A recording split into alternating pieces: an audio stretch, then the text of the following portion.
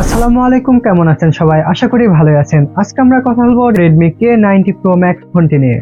কি আছে এই ফোনটিতে, কেনই বা কিনবেন, আর আপনার জন্য এই ফোনটি কিনা কি উচিত হবে, জেনে নিন আজকের এই ভিডিওতে। প্রথমে কথা বলি ফোনটির ডিজাইনের।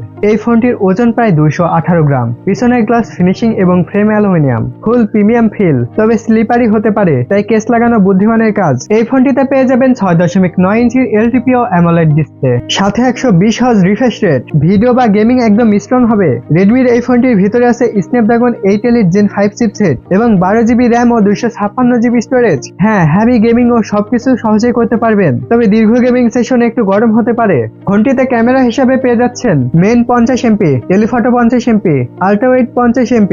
ছবি দিনের আলোতে একদম পরিষ্কার, রং প্রাকৃতিক, নাইট মোডও ভালো কাজ করছে। সেলফি ক্যামেরা থাকছে 32MP। ভিডিওর জন্য 8K সাপোর্ট আছে, মিডিয়া ক্রিয়েটরদের জন্য খুব ভালো। এই ফোনটিতে পেয়ে যাবেন 7560 mAh এর বিশাল ব্যাটারি, একদিন খুব সহজেই চলে যায়। ব্যাটারিটি চার্জ দেওয়ার জন্য পেয়ে যাবেন 100 ওয়াট ফাস্ট চার্জার এবং ওয়্যারলেস চার্জ 50 ওয়াট। ফোনটিতে স্পিকার সিস্টেম চমৎকার, ভিডিও, গান বা গেমিং বেজ ও ক্লিয়ারিটি ভালো। এই ফোনটিতে কিছু সীমাবদ্ধতা রয়েছে, যেমন মেমোরি কার্ড সল্ট নেই, হেডফোন জ্যাক নেই, গেমিং এর সময় একটু গরম হতে পারে। ফোনটি বাংলাদেশে আনঅফিসিয়াল পাওয়া যাচ্ছে, তাই ওয়ারেন্টি সীমিত। এইবার কথা বলবো ফোনটির দাম নিয়ে।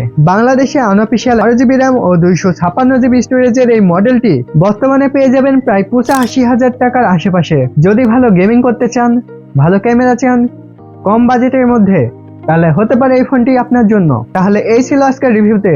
এমন আরো নতুন পুরাতন ফোনের রিভিউ পেতে আমাদের সঙ্গেই থাকুন। আমাদের ওয়েবসাইট mobilereviewbd.com, আমাদের ফেসবুক পেজ mobilereviewbd.com এবং আমাদের ইউটিউব চ্যানেল mobilereviewbd.com। লাইক করে, সাবস্ক্রাইব করে, শেয়ার করে আমাদের সঙ্গেই থাকুন।